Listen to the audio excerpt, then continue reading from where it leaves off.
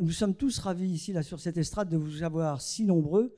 Et je présume que c'est à la fois autant le sujet qui nous amène que les personnes qui sont là, n'est-ce pas? Donc, la montagne. On va parler de la montagne. On a 1h15 pour ça et on ne peut pas tout embrasser. Alors, j'ai trouvé un petit texte qui résume assez bien, je crois, il n'est pas de moi, hein, ce dont on va parler, et vous serez juge. La montagne est un élément de notre géographie terrestre. Elle est présente dans les paysages de nombreux pays, mais comme la mer, la forêt ou le désert, elle inspire aussi une expérience singulière. Elle est là, à l'horizon, comme un espace de liberté à conquérir, mais aussi comme une limite, comme un obstacle et parfois souvent comme un danger. Nous voilà donc face à plusieurs sentiers pour la gravir.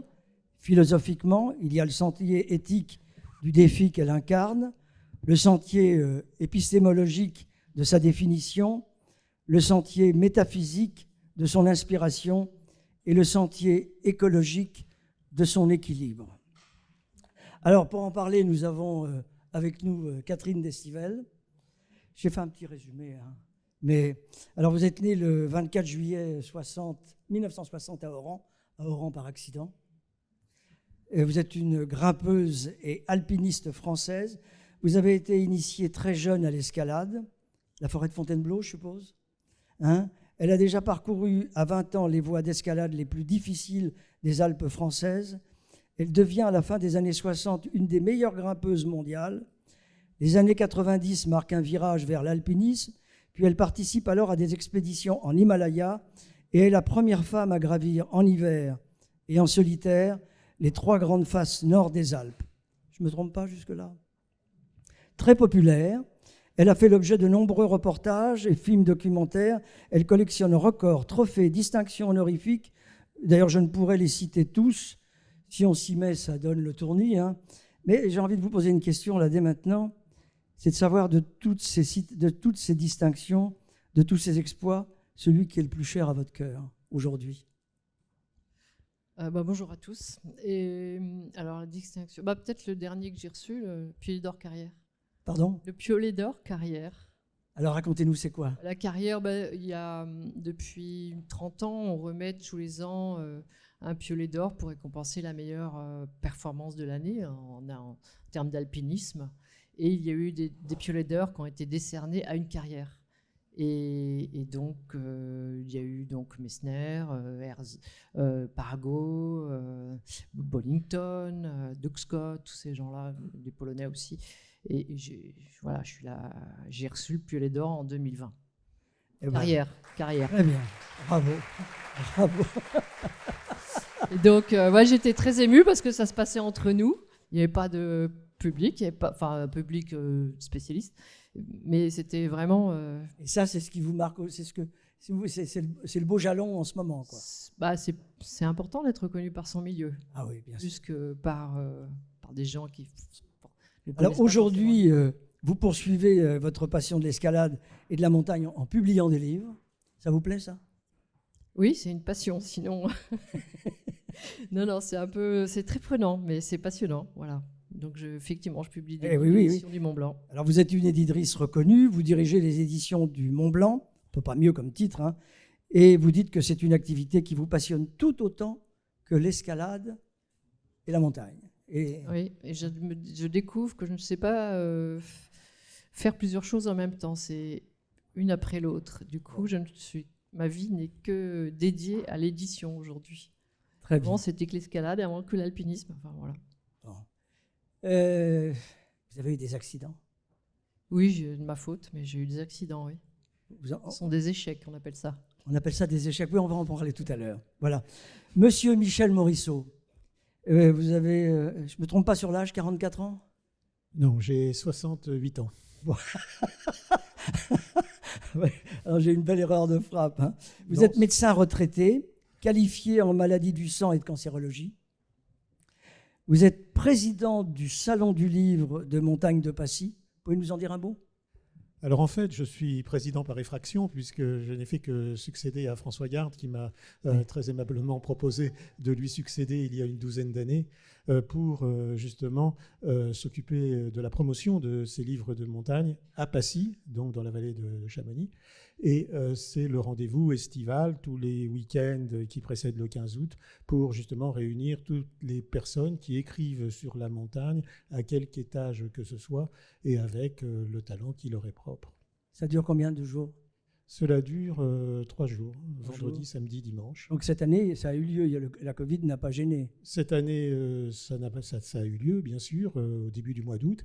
Et pendant les 2 années de confinement, nous avons pu trouver des alternatives. D'abord en 2020, au Jardin botanique, le Jardin des Cimes du Plateau d'Assy, où nous avons pu faire des teasers de présentation des livres de l'année qui nous avaient marqués. Et comme c'était en plein air, il n'y avait pas de problème.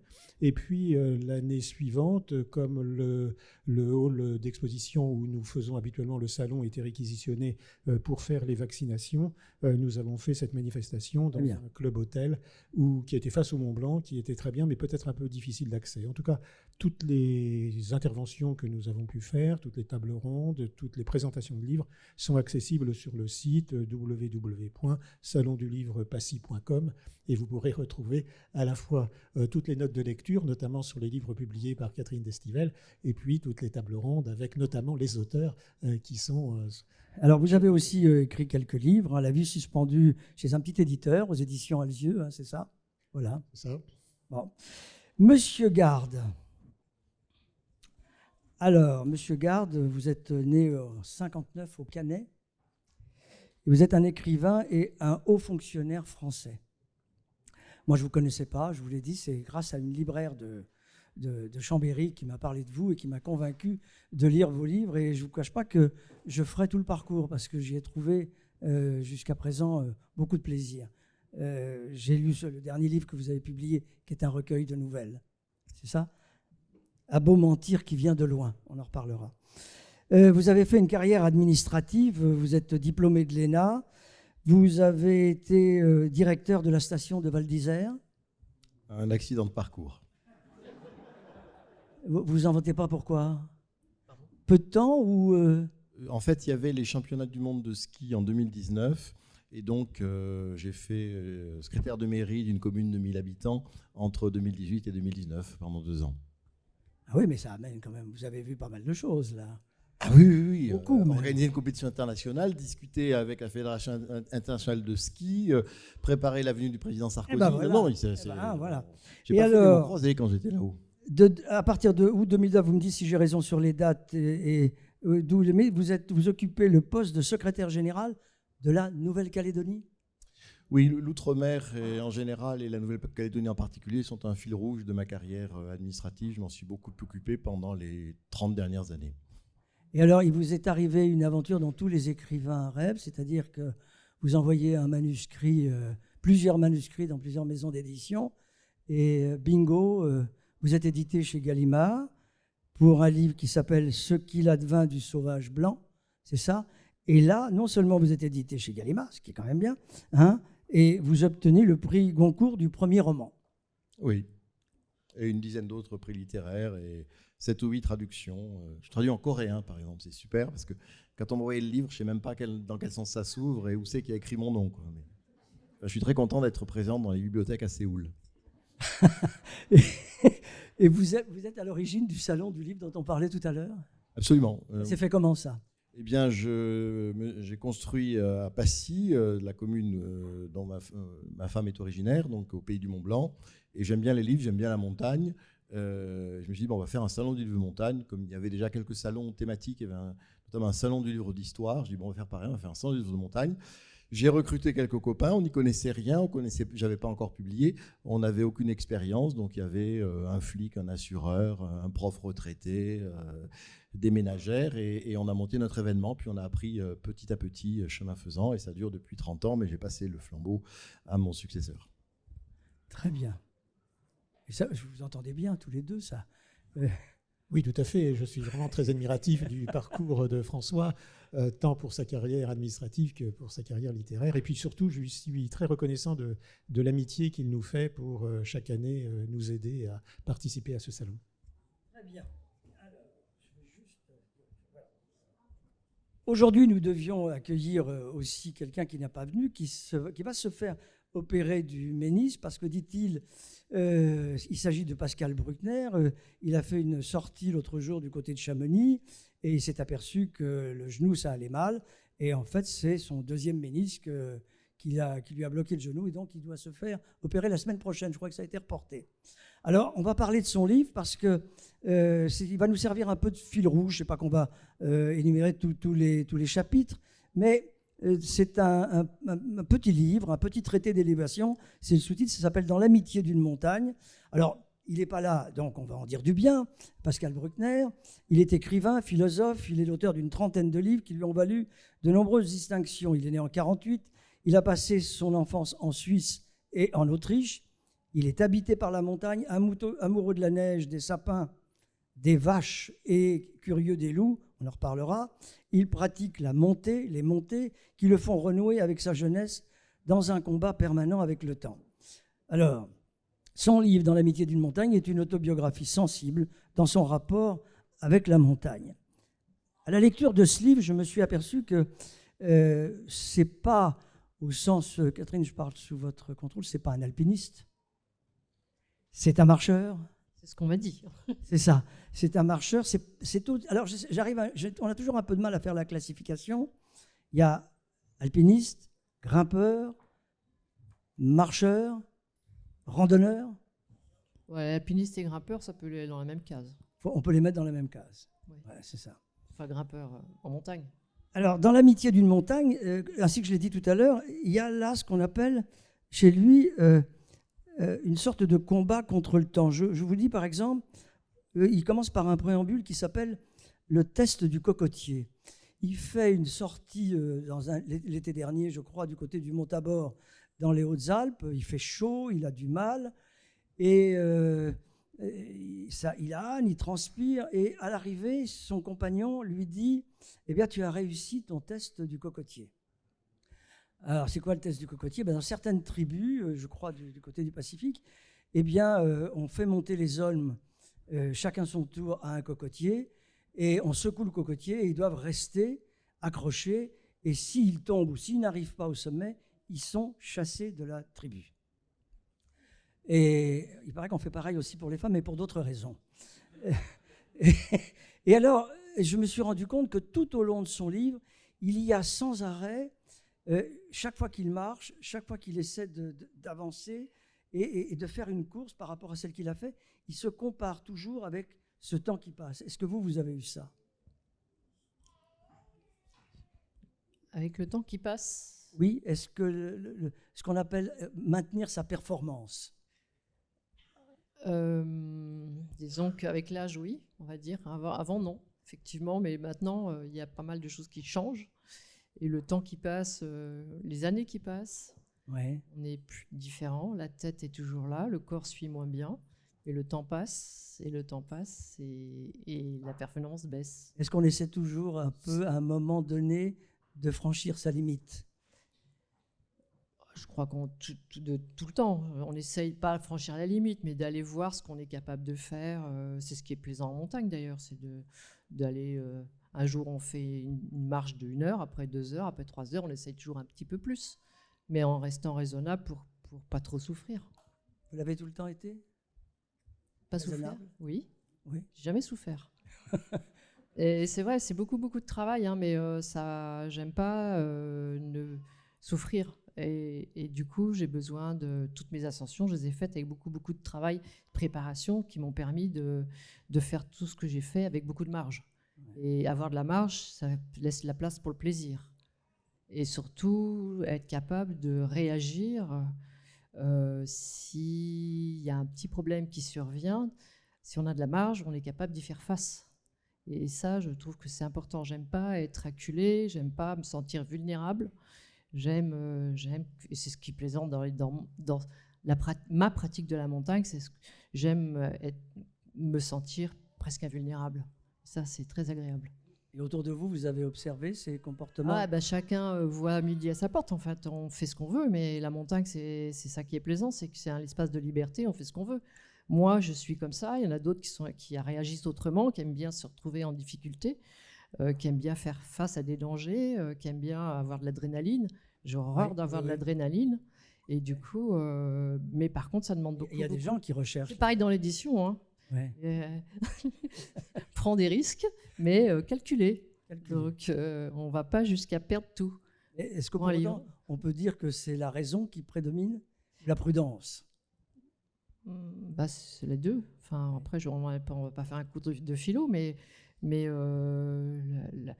la raison enfin, moi, c'est la prudence. C'est les deux. Enfin, je veux dire, on est prudent. Enfin, moi, je suis prudente. Je suis d'un naturel comme ça. Après, tout le monde est différent. Et ça, ce qui est agréable dans une société, c'est que chacun est différent. Donc, moi, ma pratique, c'est avoir de la marge. Et donc, ça veut dire, entre autres, être raisonnable et prudente.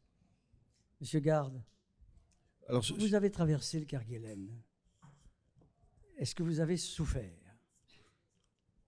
Alors, non. Mais parlez-moi déjà un peu des îles Kerguelen, parce que moi, quand j'ai essayé de les situer sur la carte, je ne savais pas où mettre mon doigt. Hein. L'île Kerguelen, c'est une île qui est grande comme la Corse, qui est française et qui est située dans l'extrême sud de l'océan Indien. Vous voyez l'île de la Réunion, vous voyez l'Antarctique, et bien à mi-chemin, dans les 40e rugissants, il y a cette île qui est inhabitée, et j'ai eu l'occasion d'en faire la traversée avec 3 compagnons pendant 25 jours de marche. Ça a été qui a donné lieu à un récit donc d'aventure vécue. Alors oui, il fait froid, il y a du vent, les sacs sont lourds. Il y a de la population. Il y a de la population. La joie d'avoir réussi à monter cette expédition et de l'avoir réussi, la joie était présente tous les jours. Alors effectivement, on a un peu mal aux épaules, etc. Mais la joie domine tout. C'est pas l'adrénaline, parce qu'au sens où c'est un trek engagé, c'est pas de l'alpinisme. Il y a des risques que nous avons gérés, mais tout ça baignait enfin pour ce qui me concerne, baignait dans une espèce de sentiment d'allégresse profonde que j'ai rarement ressenti, en tout cas à ce degré, et continuellement pendant 25 jours, même quand on se casse la gueule, même quand on traverse une rivière avec de l'eau jusque-là et que l'eau est à 2 degrés, etc. etc. quoi. Le corps est beaucoup plus fort que ce que l'on croit si on a la volonté d'aller jusqu'au bout. Et là, de toute façon, l'hélicoptère nous a posé au début. Donc, si on veut une douche chaude, c'est 25 jours plus loin, quoi. Donc, il n'y a pas beaucoup à hésiter. Vous habitez Chamonix ou à côté? Vous habitez à Chamonix ou à côté? J'habite près de Chamonix, oui. Voilà. Et alors, lorsque vous voyez le spectacle de l'été avec le monde qu'il y a à Chamonix, qu'est-ce que ça inspire pour vous? Cette population de plus en plus grande, de plus en plus fréquentée, qui vient à Chamonix et dans d'autres endroits, mais comme vous habitez là-bas, ça vous fait penser à quoi, tout ce monde-là? J'ai le bonheur d'habiter, comme d'ailleurs mes 2 compagnons de cordée cet après-midi, au pays du Mont-Blanc, donc avec un paysage magnifique sous les fenêtres. Je vois le balcon depuis la terrasse de mon chalet. Alors je peux répondre, qu'est-ce que c'est bien quand les Parisiens sont partis, parce que j'en profite tout seul, mais au nom de quoi me décréterais-je plus légitime que quiconque pour admirer ces paysages? C'est une région extrêmement touristique. Le lac Blanc, je ne sais pas si vous connaissez, à côté de Chamonix, a été sélectionné par un magazine australien comme l'un des 10 pires plus beaux endroits du monde. L'un des 10 pires plus beaux endroits du monde, avec une photo hallucinante. On a l'impression qu'il y a une manif autour du lac Blanc, où il y a au moins 1000 personnes sur la photo, sachant qu'il n'y a même pas de WC. Hein, donc, vous imaginez. Mais bon, le Mont Blanc est un des fondamentaux de l'économie locale, dans toutes ses déclinaisons, alpinisme, sportif, restaurant, magasin de fringues, etc. Donc, sauf à être un apôtre de la décroissance, moi je me considère pas comme un donneur de leçons. Je jouis du Mont Blanc et du massif pour moi-même, et je ne me permettrai pas d'interdire à quiconque, au nom de je ne sais quoi, d'en jouir également. Très bien.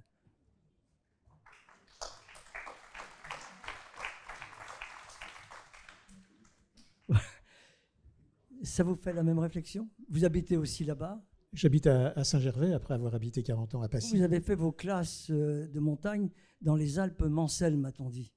Oui, ça c'était un clin d'œil parce qu'il fallait que je fasse des notices biographiques de tous les auteurs d'un recueil qu'on avait fait il y a 2 ans où j'avais demandé à 30 auteurs d'écrire un article sur le livre de montagne qui les avait marqués.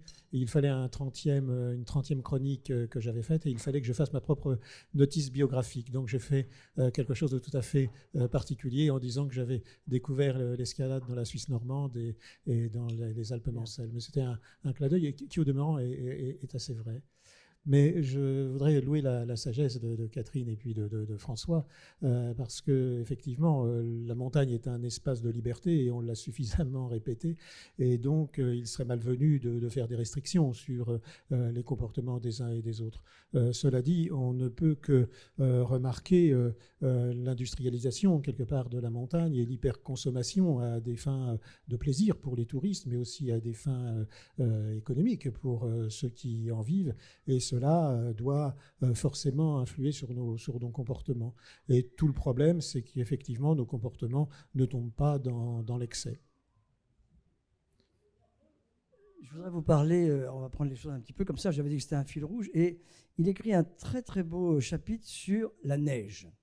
Alors la neige, elle est devenue parcimonieuse, capricieuse, pour des époques où des gens, par rapport à des époques que personnellement j'ai connues, où elle était à la fois abondante et puis elle était maintenue par le froid, les choses ont changé. Est-ce que vous êtes, d'abord sur le plan presque poétique, amateur de ces paysages de neige qui gomment tout, qui rendent tout agréable à l'œil, et en même temps sur la valeur économique de la neige, telle qu'on la conçoit maintenant, c'est-à-dire les stations sont fin prêtes, elles regardent partout, toutes comment dirais-je, les marchands de sport, d'articles de sport sont fin prêts, la restauration est là, et on guette la neige. Et qu'est-ce que ça vous inspire, cette façon, si vous voulez, qu'a la nature de nous rendre tributaires de plus en plus durement, et d'ailleurs on va vers l'incertitude avec la neige. Qu'est-ce que ça vous inspire, Catherine ?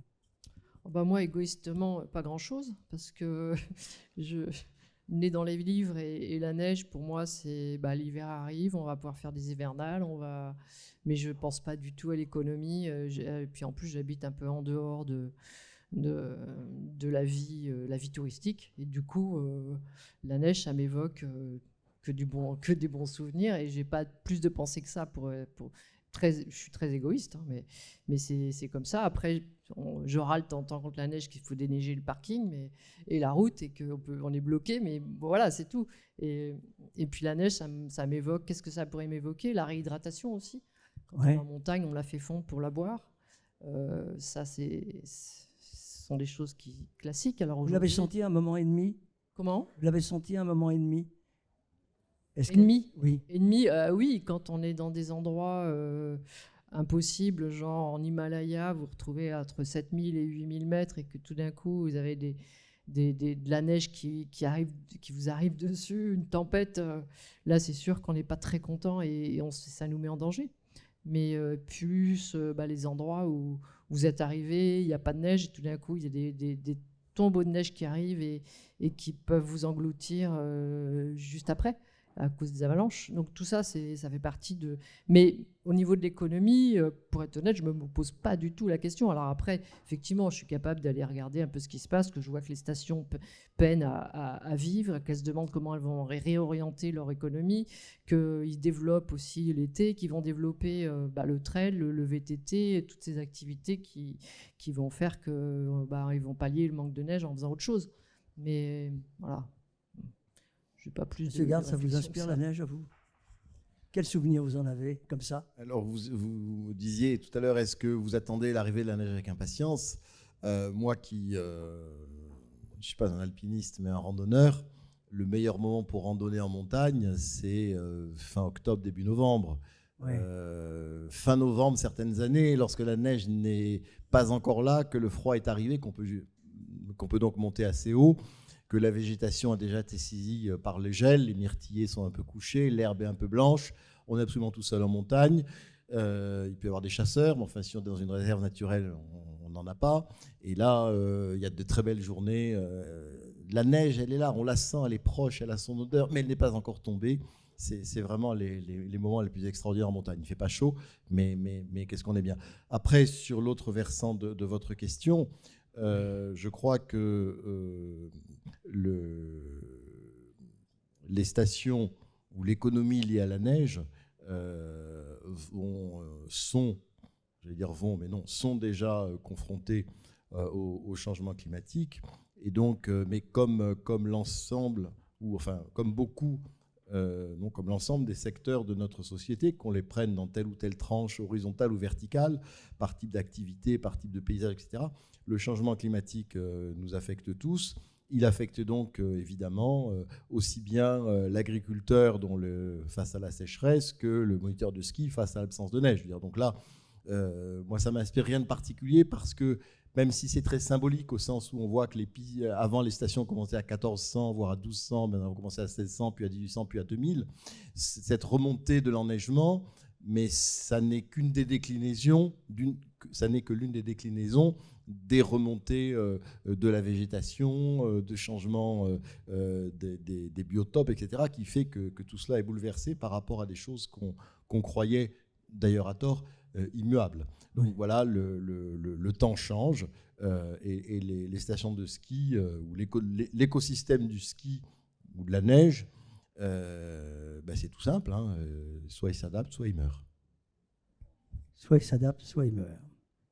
J'ai parlé, tout à l'heure, vous avez évoqué le changement climatique, et la montagne est particulièrement représentative de ce changement. Je vous donne un exemple. Par exemple, lorsqu'on passait dans les années 50 ou 60 au pied du glacier d'Argentière, on se demandait si un jour, ce torrent qui avançait lentement n'allait pas ensevelir la ville. Et lorsqu'on voit maintenant à quel point il est éloigné, on ressent quand même, on peut le dire, pour beaucoup de personnes que j'ai rencontrées, une sorte d'angoisse de l'avenir, là. Qu'est-ce que ça vous inspire, vous ? Ça m'inspire forcément un peu de tristesse. On dit c'est plus comme avant, quoi. Donc le paysage est devenu plus noir. Donc voilà ce que ça m'inspire. Après, ce qui est fou, c'est l'évolution si rapide. C'est-à-dire que quand on sait que entre 1900 et 1990, la mer de glace, par exemple, elle avait reculé de 800 mètres. Et depuis 1990, elle a reculé de 900 mètres. En 30 ans, elle a reculé beaucoup plus qu'en 100 ans, pratiquement. C'est dingue. Et elle a baissé depuis 1910, elle a baissé de 122 mètres. C'est énorme, en niveau. Ouais. Donc, et ces dernières années... c'est faramineux, 122 mètres. 122, ouais. On voit d'ailleurs sur les flancs de la montagne la limite. C'est fou. Et du coup, ce qui est fou, c'est la vitesse, surtout. Et puis, quand on voit qu'il y a des glaces millénaires qui n'existent plus, vous allez dans la face nord du Taki ou la face nord de l'Eiger, il n'y a plus un névé. La glace qu'on disait noire et dure, qui était marbrée, n'existe plus. Je fais le geste parce que c'est difficile à taper, mais quand on ancre nos piolets dans de la glace noire, c'est pas facile. Et là, elle n'existe plus. Donc, toutes les pierres tombent. Et voilà, mais la pratique de l'alpinisme ne va pas disparaître pour autant. C'est juste le paysage qui diffère et qui est devenu un peu triste, tout noir, quoi, et c'est moins joli. Triste, hein, c'est le mot. Hein. Oui, voilà. Après, l'hiver, les saisons changent. Donc, maintenant, les gens vont aller en montagne en hiver, jusqu'au mois de juin, c'est encore bien. Après, l'été, à mon avis, il faut arrêter, quoi. C'est trop dangereux. C'est trop dangereux. Si le réchauffement persiste, si la chaleur persiste tous les étés, il faut plus aller en montagne l'été. Ou alors dans les vieux massifs. Nous avons tous vu des dispositions qui ont été prises cet été, je crois. Je parle sous votre contrôle du maire de Saint-Gervais, où il y a eu pour le moins des restrictions. Ça n'a pas été une affaire simple. Hein. Non, mais alors en fait le problème c'est que c'était dangereux. Et beaucoup de touristes viennent là parce qu'ils veulent faire le Mont Blanc, ils viennent de loin pour faire le Mont Blanc, ils y vont par n'importe quelles conditions. Après, dès qu'il y avait un refroidissement, dès qu'il y avait une chute de neige, on pouvait y aller. C'est ça où il faut faire la part des choses. Il ne faut pas interdire, mais il faut que les gens sachent dans quelles conditions on peut y aller. Et il y en a, cet été, je connais des gens qui l'ont fait en toute sécurité, mais qui ont choisi le bon créneau. Il y a eu des journées fraîches, des journées après du mauvais temps, et là, c'était faisable. Mais le maire de Saint-Gervais a dit on interdit tout, là. Mais bon, c'est pas une solution non plus. Vous inspire, monsieur? Oui, tout à fait. Enfin, je pense qu'en montagne, on est toujours dans un système dual, avec d'un côté le plaisir qu'on peut y trouver et puis le danger auquel on est confronté. Et cela pose le problème à la fois du risque que l'on prend et que l'on fait prendre aux autres si jamais il nous arrive quelque chose, et puis le problème de la responsabilité. Responsabilité de la personne qui va jouer sa vie à la roulette et la responsabilité de l'élu qui va devoir rendre des comptes en cas d'accident. Les gens qui jouent leur avenir à la roulette en montagne, il y en a, mais on ne peut quand même pas considérer que c'est la majorité du genre. Ils jouent à la roulette, mais c'est par méconnaissance. Par méconnaissance. Oui, méconnaissance du milieu. Aussi. Comment? Bravade aussi. Pas Par bravade aussi. Non, pas bravade. Bon, il y en a peut-être des cas isolés, mais c'est pas ça. La majorité. C'est la méconnaissance. Il y a des gens, enfin voilà, des gens qui veulent faire le Mont Blanc parce que c'est le Mont Blanc. Ils connaissent pas plus l'alpinisme que d'autres, mais malheureusement, ils connaissent pas les risques. C'est tout. Hein. Ils l'ont acheté. Ils l'ont acheté leur Mont Blanc, donc puisque j'ai acheté. Comme l'Everest, ils l'achètent. Il y a des gens qui vont à l'Everest. La prestation qui va avec. Et moi, ce que je vois dans tout ça, c'est un conflit dans lequel il y a un acteur dont on n'a pas encore parlé, qui est extrêmement puissant, qui est l'imaginaire. Le moteur de tout ça, c'est une projection, c'est un fantasme, c'est un rêve, c'est des souvenirs de lecture d'enfance, des souvenirs de films. Et donc, voilà, j'ai acheté, j'y vais, quoi. Sauf que l'imaginaire est puissant, mais la réalité de la montagne est plus puissante encore. Et donc, le conflit entre ces deux-là peut être effectivement dramatique si on n'a pas pris toutes les précautions qu'il faut. La question qu'on se pose souvent, c'est, en ce qui concerne les gens qui marchent, les alpinistes, etc., c'est, vous avez un peu répondu à la question, c'est grimper pourquoi? Puisqu'il faut redescendre.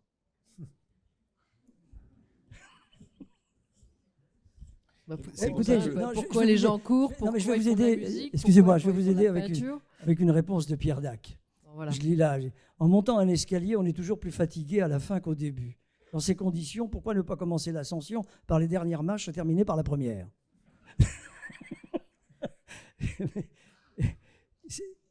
C'est vrai que j'ai pu voir même autour de moi, là, chaque fois qu'on part, on me dit, mais ça sert à quoi? Vers quoi vous allez? Qu'est-ce que vous cherchez? Et on se pose nous-mêmes la question. Parfois, je me dis, mais pourquoi j'ai envie de grimper ce truc? Qu'est-ce que je fais là? Oui, qu'est-ce que je fais là? Ça arrive quand on n'est pas bien, mais quand ça va pas très bien, on se dit, mais qu'est-ce que je suis venu faire là? Mais parfois, quand on prend du recul, qu'on se détache de notre personne, on se dit, mais qu'est-ce qu'on cherche? Mais bon, effectivement, mais après, en même temps, on aime ça. Et puis, je crois que c'est le goût de l'effort, c'est le goût de se dire, ah ben, j'y arrive quand même, je fais ci, je fais ça. C'est l'école, il y a un équilibre personnel et un partage aussi, parce qu'on partage des émotions qu'on partagerait, enfin, en tout cas, ceux qui aiment la montagne, ils aiment bien partager aussi l'émotion avec quelqu'un, une cordée. Il y a des marcheurs solitaires. Hein. Il y a aussi, mais tout est valable, c'est-à-dire que chacun trouve son bonheur comme il veut. Mais moi, j'ai fait des solitaires, mais parfois j'étais frustrée d'être toute seule. Et parfois, j'ai fait des choses en cordée, c'était génial. Enfin, on partage, et puis parfois on peut s'engueuler aussi, hein, mais c'est des vrais partages et des beaux souvenirs. Pourquoi vous partez marcher, vous, monsieur Garde? Alors, moi, je suis randonneur. Et donc, moi, je ne monte pas les sommets des montagnes, ça ne m'intéresse pas. Moi, ce qui m'intéresse, c'est de franchir des cols. J'adore passer un col. Vous montez dans une vallée, vous arrivez, non pas à un sommet, mais à un col, avec une montagne à la droite et une pointe à gauche. Au Kerguelen, c'est ça? Au Kerguelen ou dans les Alpes, où vous voudrez. Et quand vous basculez de l'autre côté, eh bien, il y a une nouvelle vallée qui s'ouvre, pleine de promesses. Pendant 3 heures, vous allez marcher avec le même paysage qui se rapprochait peu à peu, mais enfin, bon, ça ne change pas. Et tout d'un coup, là, au moment du casse-croûte ou à peu près, bam, on passe de l'autre côté. Et tout d'un coup, c'est une nouvelle vallée qui s'ouvre, avec peut-être des gens qui parlent une autre langue, une autre religion, d'autres cultures. Enfin, il y a infiniment de promesses dans le fait de monter, de passer un col. Ça m'est arrivé de gravir, traîné par un copain, de tout petits sommets modestes que Catherine ignore probablement. Et effectivement, arrivé au sommet du tas de cailloux, je me suis dit, ouais, bof, enfin bon, quand est-ce qu'on rentre, quoi. Enfin, ça m'intéresse pas vraiment, mais je critique pas la pratique des autres. Hein. J'essaie de regarder comment je fais moi. Et pour moi, il y a beaucoup plus de bonheur à franchir un col qu'à monter un sommet. Et sans regret, je veux dire, ça, vous n'avez pas ce que. Lorsque vous regardez. Je crois que c'était Étienne Klein qui dit à Chamonix, on voit très peu de gens qui regardent par terre, tout le monde a la tête vers le haut. Et c'est vrai, mais le fait simplement de regarder les sommets, vous ne pensez pas qu'un jour, l'envie va vous prendre et d'aller voir un guide et lui dire tu ne pourrais pas m'amener là-haut? Ben non. Non, non. Puis c'est pas, enfin, voilà, je vais pas m'y mettre maintenant. Non, encore une fois, toutes les pratiques sont enfin, il ne s'agit pas de les hiérarchiser. Ce que je fais est moins dangereux que l'alpinisme, mais ça me procure beaucoup de satisfaction. Et voilà. Quoi. Oui. Mais je crois que c'est Mauriac qui a dit l'alpinisme, c'est un peu de l'enfance en soi qui ne veut pas mourir.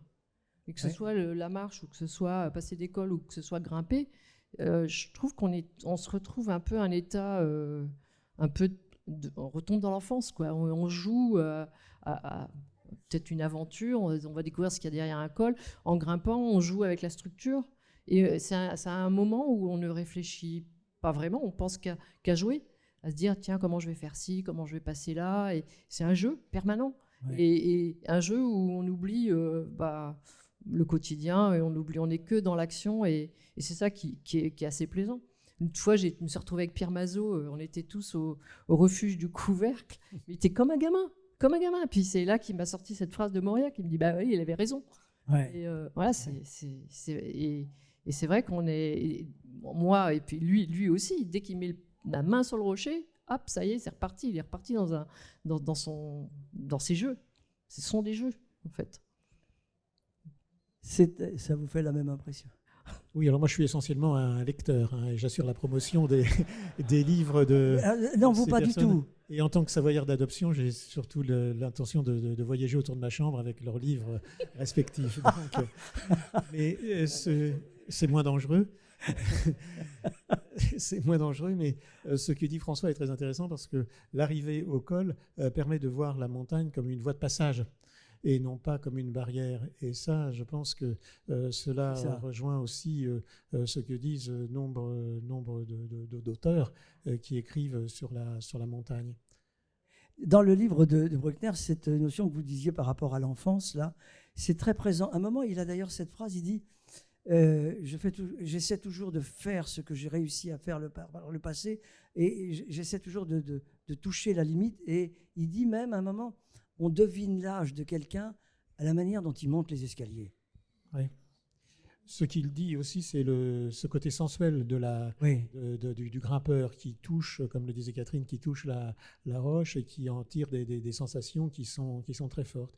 Et que l'on soit grimpeur ou que l'on soit randonneur, je veux dire, il y a toujours cette proximité avec la montagne, ce que Pascal Bruckner appelle l'amitié de la montagne, qui permet, quand on est grimpeur, de s'élever au-dessus des contingences d'en bas. Je crois que c'était Michelet qui disait qu'il fallait s'élever au-dessus des miasmes de la plaine. Et puis le randonneur a peut-être une autre conception de son activité. Et cet été, Antoine Debac qui nous disait que lui, il randonnait pour se remettre dans les pas des ancêtres qui avaient foulé le territoire qu'il randonnait bien avant lui. Alors que je pense que pour le grimpeur, c'est peut-être la détermination d'avancer là où très peu de personnes ont été avant lui. Donc ces deux conceptions peut-être différentes. Justement, il y a cette cohabitation. Comment vous voyez cette cohabitation entre les athlètes en montagne, tendus comme un arc, avec des jarrets d'escrimeurs, qui font Chamonix, le Mont Blanc en 4 heures, 25 minutes, 36 secondes, et lorsque, par rapport aux randonneurs, il y a un chapitre d'ailleurs qui s'appelle là, les matamores et les bidochons. Vous voyez? Alors, ça, je voudrais avoir votre avis, parce que vous, dans les livres que vous publiez, vous devez avoir des témoignages de randonneurs, des témoignages d'alpinistes. Et qu'est-ce que ça vous inspire, cette cohabitation qui est, je ne dis pas de plus en plus difficile, mais de temps en temps, il faut bien admettre que lorsqu'arrive quelqu'un comme une locomotive derrière vous, alors que vous hannez en traînant la langue par terre, et qu'on se fait doubler, c'est des fois extrêmement démoralisant. Ouais, Oui. mais non, ce que je trouve, c'est intéressant parce que chacun pratique comme il en a envie. C'est vrai que de faire doubler, c'est pas très agréable, mais et c'est ça qui est intéressant dans la littérature, c'est que chacun voit sa façon de exprime différemment. Enfin, chacun exprime avec des mots cette passion, que ce soit effectivement des randonneurs en montagne ou des grimpeurs ou ce qui les anime, ce qui les anime dans la tête. Et c'est ça qui me plaît et qui me motive pour publier des livres. Surtout ces récits qui sont très variés, au fond très variés. Chacun, il y en a qui sont même pas alpinistes, qui vont écrire un livre parce que tout d'un coup ils ont découvert quelque chose d'incroyable, et puis il y en a d'autres, voilà, ils vont battre des records, et voilà, c'est très très. Il y a combien de participants autour du Mont Blanc là, la fameuse trek? Ah, ça, j'y connais 3000 rien. et quelques. Trail là, oui, c'est dingue. Moi, j'évite d'être dans la vallée à ce moment-là, mais pourquoi pas. Enfin, je veux dire, après, il faut pas que ça détruise non plus et que ça abîme l'environnement, parce que ça, c'est dès qu'il y a des foules, ça devient. Parce que 3000 personnes en un jour qui passent dans un chemin. Oui. Alors là, je pense qu'il faut. Alors, tu voulais dire quelque chose, Michel? Oui, j'assistais à une conférence de Ludovic Ravanel, qui est géomorphologiste à Chamonix, et qui disait que justement l'hyperconsommation de tourisme dans des sentiers fragilisés par le réchauffement climatique, avec des éboulements qui sont perpétuels, rendait la montagne difficilement praticable et altérait la montagne, et que c'était finalement pour l'avenir, c'était quand même dangereux. Mais je voudrais en revenir aux bidochons. Enfin, je veux dire, ils ont leur dignité, et c'est tout à fait normal qu'ils puissent aller prendre du plaisir là où ils veulent. Mais il ne faut pas oublier que les bidochons peuvent devenir des assujettis sociaux, pour reprendre le titre d'une bande dessinée de Binet. Et à force de commettre de belles imprudences, ils peuvent effectivement faire la une du Dauphiné pratiquement tous les jours, parce qu'ils auront fait des courses ou des balades ordinaires, et très au-delà de leurs possibilités. Et je pense que dans la pratique de la montagne, où que l'on soit, il n'y a pas besoin d'être en Himalaya pour s'émerveiller de ces paysages, même s'ils changent de physionomie avec le réchauffement climatique. Je pense qu'il faut vraiment toujours mesurer l'effort et l'accomplir à la mesure de ce que l'on peut faire et en fonction de ses capacités physiques et psychologiques. Très bien. Oui, moi je voudrais, comme un politicien chevronné, répondre à côté de la question. Je trouve que vous faites ça très bien. Hein. Merci. On parle ici de montagne.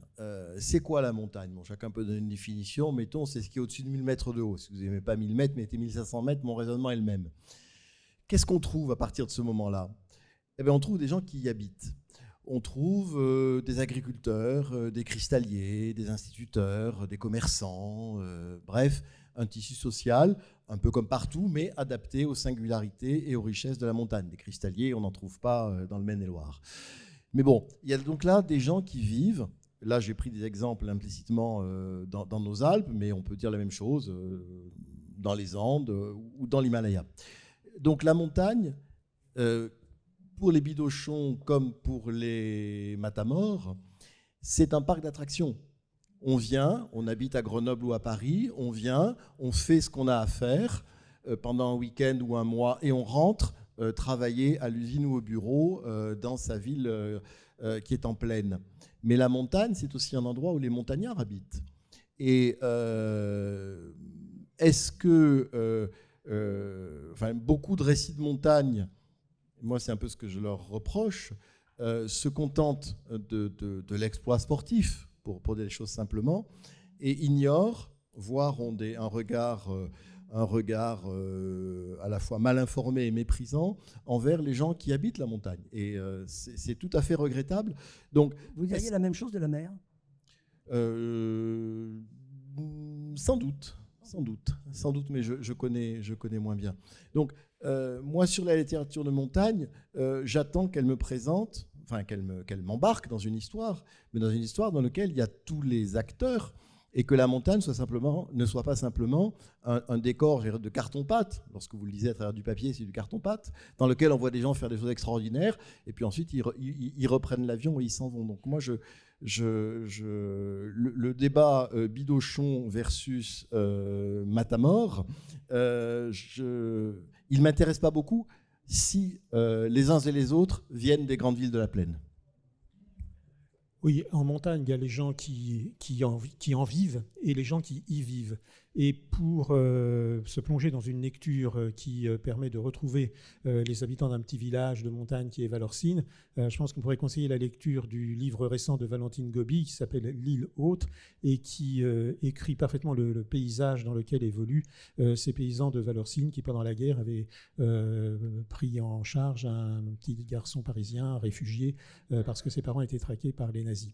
Et donc, ce livre décrit la vie quotidienne de ces paysans dans des circonstances tragiques. Et vraiment, ça la montre toute la force de ces gens-là. Et c'est, je pense, très bien. Je voudrais rebondir un peu sur ce que vous avez dit. Vous avez très bien répondu à la question à côté. Mais il y en a une autre qui matérialise un peu ça. On pourrait parler, par exemple, la montagne est habitée. Alors, elle est habitée par les vaches. Il y a tout un très beau chapitre sur les vaches, extrêmement attendrissant dans le livre de Bruckner. Mais il y a aussi un chapitre sur le loup. Et la volonté d'implanter le loup en montagne n'est pas tout à fait la même que ceux qui la reçoivent et qui y habitent. Est-ce que vous avez, comment dirais-je, un avis sur le sujet? Le loup? Oui. Ouais, je commence à avoir des avis. Pendant le confinement, à 200 mètres de chez moi, il y a 2 brebis qui se sont fait manger. Et du coup, ça m'a un peu surprise en me disant quand même, c'est à côté, c'est à 200 mètres de chez moi. Et pourquoi ils ne mangeraient pas un enfant? C'est ça. Pourquoi? Et je pense que là, jusqu'à présent... Exactement ce que dit Bruckner dans son livre. Ah bon, d'accord. Oui, oui, oui. Pas lu son livre. Oui. Et du coup, je me dis, mais où va-t-on? Est-ce qu'il faut le protéger ou pas? Parce que malgré tout, un jour, là j'ai une cousine qui m'a dit que son voisin s'est fait bouffer un veau. Je dirais, bon, ça commence à... Et moi, ça me fait un peu peur. Je me dis, bon, un enfant qui traverse le champ de chez moi, là, à côté, il peut se faire bouffer. Parce que le loup, c'est un prédateur d'être faible, en fait. Alors, est-ce qu'il mange un humain? J'en sais rien. Mais c'est peut-être possible s'il a vraiment faim. En tout cas, les loups n'ont pas encore dévoré tes livres dans ton garage. Non, les livres, malheureusement, ça se dévore pas trop. non, je plaisante, mais franchement, j'ai un berger qui est à côté de chez moi. Enfin, il a une ferme. Il a, je sais pas combien de brebis, mais 2 pendant le confinement. Et puis, il a mis des caméras. Il y a des traces de loups à côté, quoi. Enfin, j'habite à 200 mètres, exactement. Et bon. Mais cette volonté ou cette action de vouloir réimplanter le loup dans les massifs montagneux, je parle à la fois pour les Pyrénées aussi. Les Pyrénées, c'est encore bien parce qu'il y a l'ours. Oui, hein. Et quand on regarde, par exemple, à l'origine, chaque année, combien de têtes de bétail ovins, on arrive pas loin de 2500 à 3000. Alors on dit, bah oui, mais les agriculteurs sont dédommagés, ok. Dédommagés. Et alors, il y a un joli... C'est pour ça que c'est un vrai sujet, parce qu'on ne sait pas toujours qui veut réimplanter le loup. Bah, le loup fait rêver. Moi, je vois bien, quand il y a des films sur les loups ou des livres sur les loups, ça fait rêver. Après, ouais, c'est avec le souhait qu'un jour le loup devienne gentil. Il ne le sera jamais.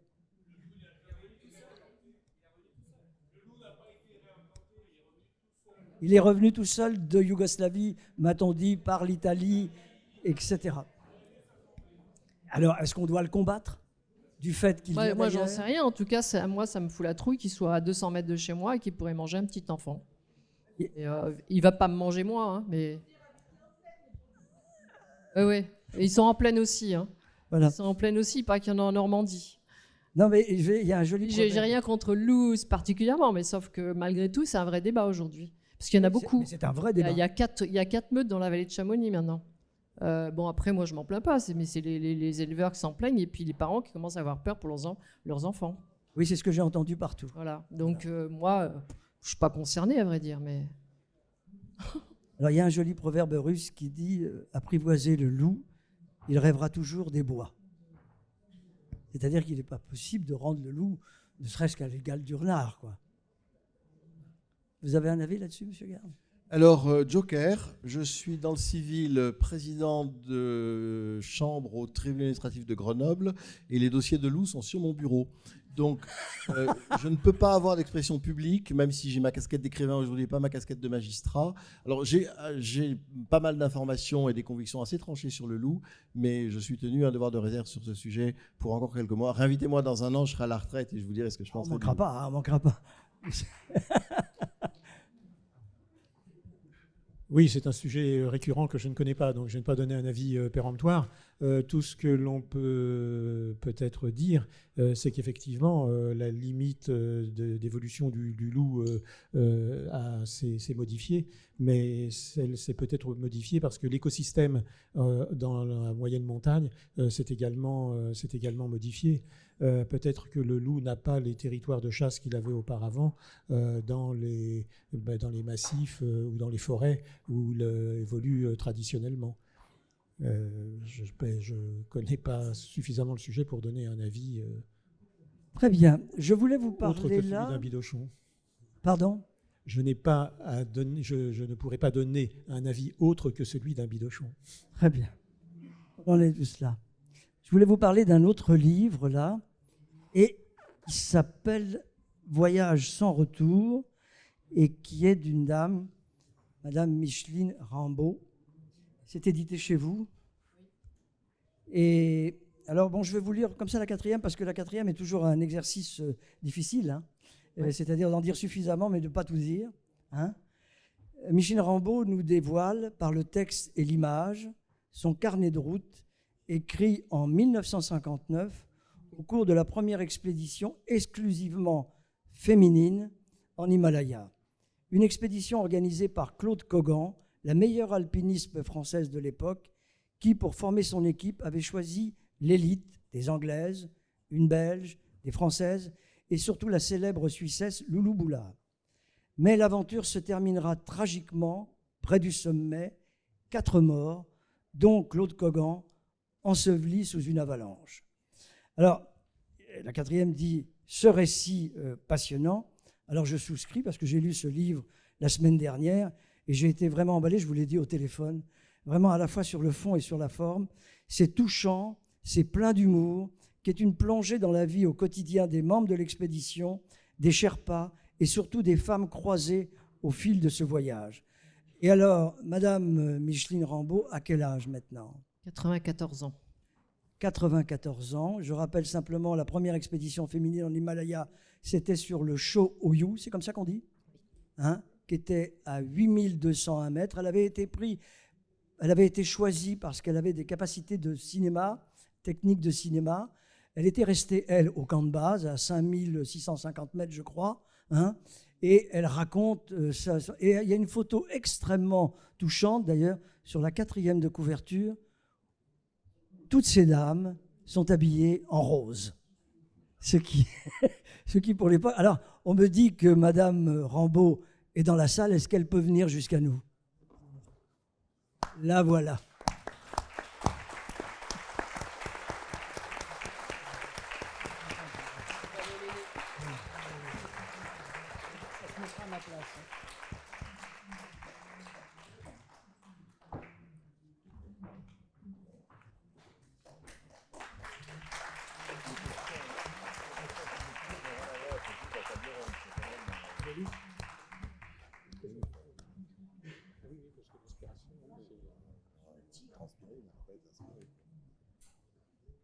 Venez, madame, asseyez-vous là. Prenez ma place.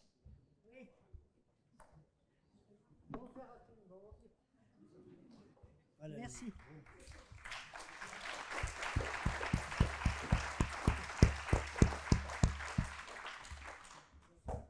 Non, restez.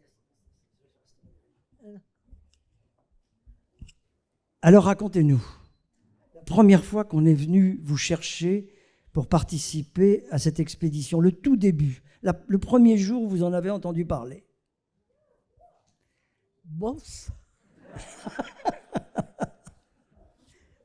c'est beaucoup plus tard que j'en ai entendu parler, beaucoup plus tard, au tout début où ça a commencé à mijoter dans la tête de Claude Cogan, parce que vous pensez bien que vouloir organiser une expédition uniquement féminine en 1958 Incroyable. et en montagne, vous voyez un petit peu ce qu'il en a été dit. Hein? Alors, rien que pour ça, d'ailleurs, Claude, ça lui donnait envie de continuer. Bon. Moi, j'ai dit, si je suis capable de faire un bon travail pour Claude, puisqu'elle demandait une cinéaste, moi, je suis partante. Il n'y a pas de grand sommet. J'avais pas de grand sommet en tant que cinéaste à faire. C'est-à-dire que la cinéaste en expédition, jusqu'à présent, attends, 1959, hein? J'avais 30 ans. Bon, à ce moment-là, comment dire, la cinéaste, elle ne monte qu'en second. Quand les passages difficiles sont équipés, quand on l'assure devant, on l'assure derrière, et elle peut filmer. Mais quand vous avez été choisi, vous aviez une expérience de la montagne? Vous aviez déjà? Ah ben oui. Je Alors, suis née à Grenoble de parents qui m'ont fait ma première promenade en montagne à 18 mois. Ah bon? Bon. Ouais. Alors, la montagne, ça faisait partie de mon quotidien. Vous aviez une expérience de marcheuse? Ben, j'avais une expérience tous les dimanches où je ne travaillais pas, je partais en montagne. Je faisais de l'escalade, je faisais du ski. Bon, ben voilà quoi. 1959-58, qu'est-ce qu'il y avait eu comme exploit dans l'Himalaya? Il y avait déjà eu l'Everest, bien sûr. Il y avait eu l'Annapurna. Oh, il y avait... Et l'idée d'une compagnie féminine sur l'Himalaya, c'est venu comment?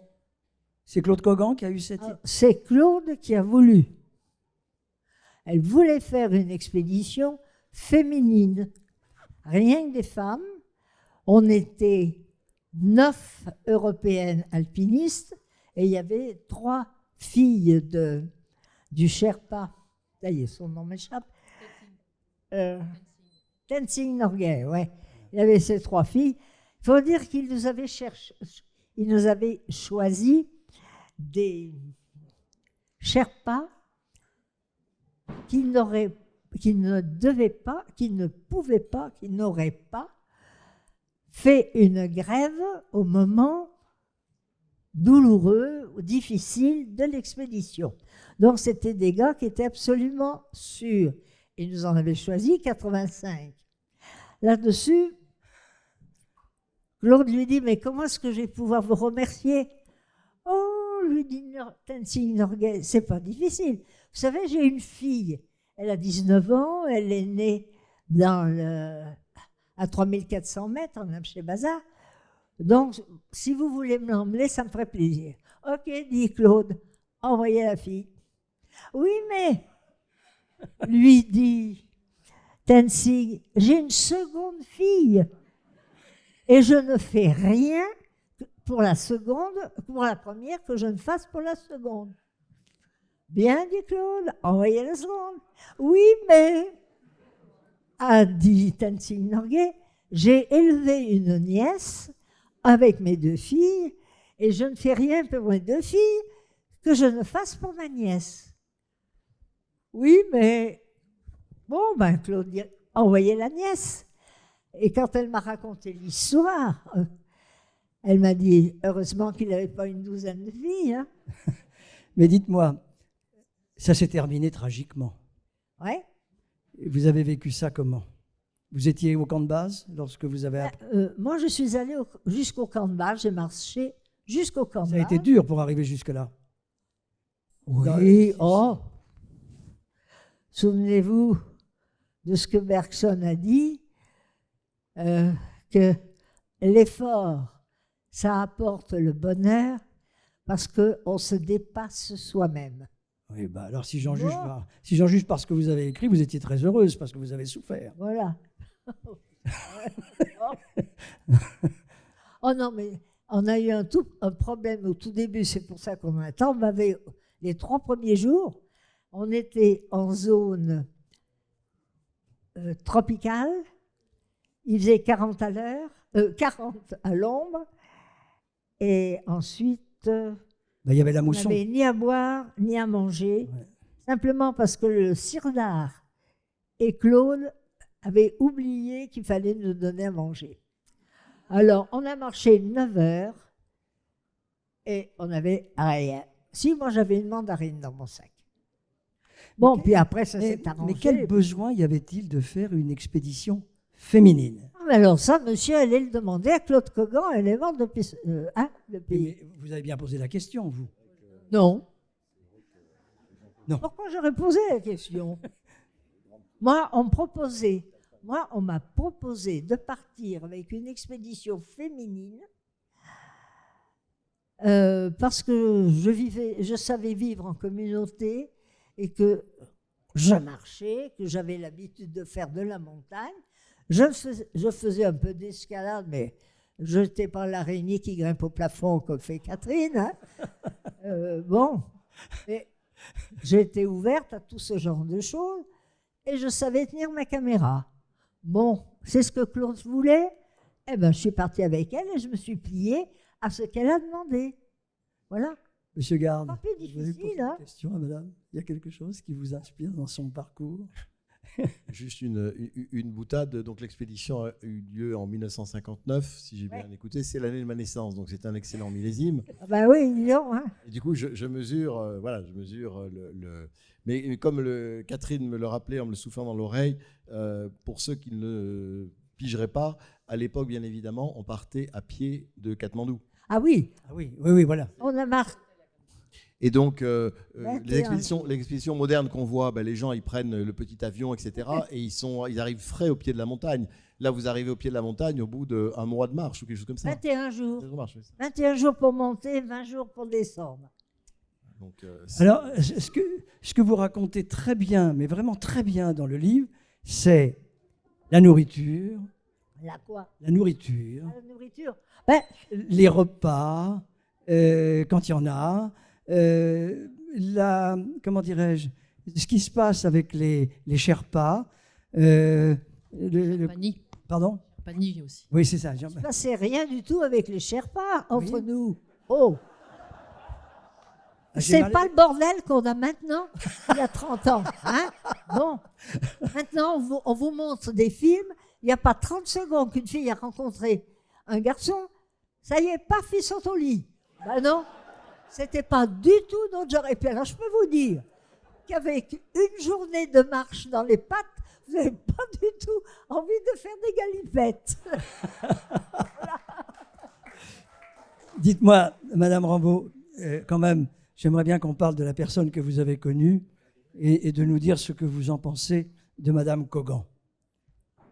C'était une fille super, que j'ai beaucoup aimée, en ce sens que on avait des points communs, qu'elle s'est rendue compte au tout début que je fatiguais un petit peu parce que moi, j'étais pas fille de fonctionnaire, j'étais pas fonctionnaire et je travaillais 70 heures par semaine.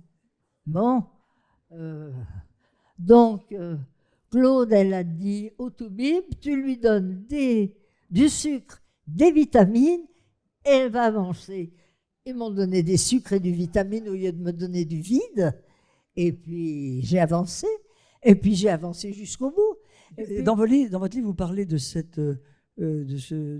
fortifiant, je ne sais pas quoi, qui s'appelle le dextrosport. ben oui, on avait autrefois, quand j'avais 20 ans, on avait tous du dextrosport. C'était jamais, je pense, je ne sais pas s'il n'y a pas des médecins là, il me semble, hein. C'était du sucre avec je ne sais pas quoi. Ben, ça a donné un tout petit coup de pouce. Ça ne faisait pas grimper croix 8000 d'affilée, mais enfin, ça vous remontait un petit peu, puis c'est tout. Mes amis, il est bientôt l'heure de la fin. Mais on réserve toujours un petit instant s'il y a parmi vous une ou quelques personnes qui veulent poser des questions ou personnes qui sont sur l'estrade. Le micro est à votre disposition. Il suffit de lever la main et je viens vers vous. C'est le premier qui y va, ou la première. C'est tout ça.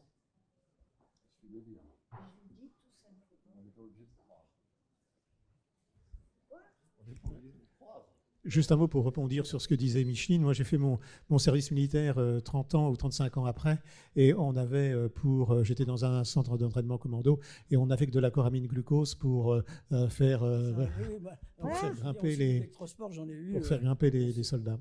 Ah oui, ça. On n'en a pas fait un plat. Pour rebondir autrement, lorsque j'ai fait la traversée intégrale de Kerguelen avec 3 compagnons, c'était pas une première, ça a été une fois par Isabelle Autissier, qui m'avait d'ailleurs gentiment communiqué ses cartes, et 3 personnes. Et donc on cherchait un argument marketing, et donc nous avons dit que nous avons fait la première intégrale masculine de la traversée de Kerguelen. Ah, ça c'est une première, hein, bravo.